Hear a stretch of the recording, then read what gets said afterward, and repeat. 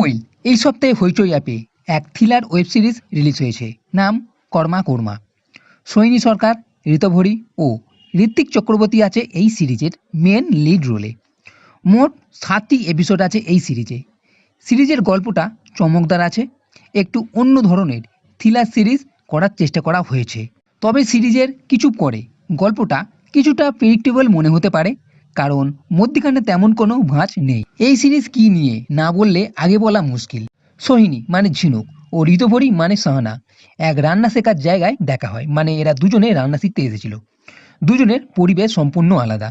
ঝিনুক মধ্যবিত্ত পরিবারের, কিন্তু তার স্বামীর সঙ্গে তার সম্পর্ক ভালো নয়। ঠিক তেমনই সাহানা সচ্ছল পরিবারের, কিন্তু তার সঙ্গেও তার স্বামী সম্পর্ক তেমন ভালো নয়। এর মধ্যে ঝিনুকের পরিস্থিতি সম্পূর্ণ আলাদা, আরও খারাপ।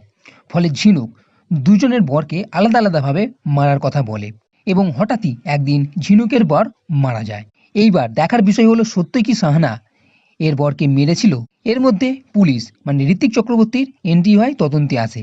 তো আগে কি হবে, কে আসল খুনি? এরপর ঝিনুক কি তার কথা মতো সাহানার বরকে মার্ডার করবে? কি হবে না হবে তার জন্য দেখতে হবে এই সিরিজ। তবে এই সিরিজ আমার কাছে ঠিকঠাকই লেগেছে। ঝিনুকের জীবনটাই এখানে বেশি করে দেখানো হয়েছে।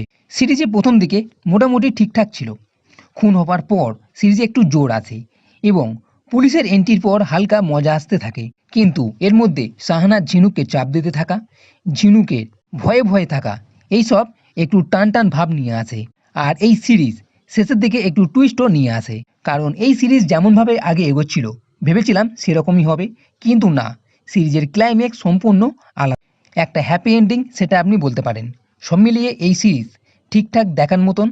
তবে সিরিজের শেষ ছাড়া তেমন কোনো টুইস্ট নেই, চাইলে হইচই অ্যাপে গিয়ে আপনি দেখে নিতে পারেন। তো বন্ধুরা, এই ভিডিও যদি ভালো লেগে থাকে তাহলে লাইক করো, কমেন্ট করো, শেয়ার করো, আর এই চ্যানেলটির সাথে পড়তে কখনোই ভুলবে না। এই ভিডিও দেখার জন্য ধন্যবাদ।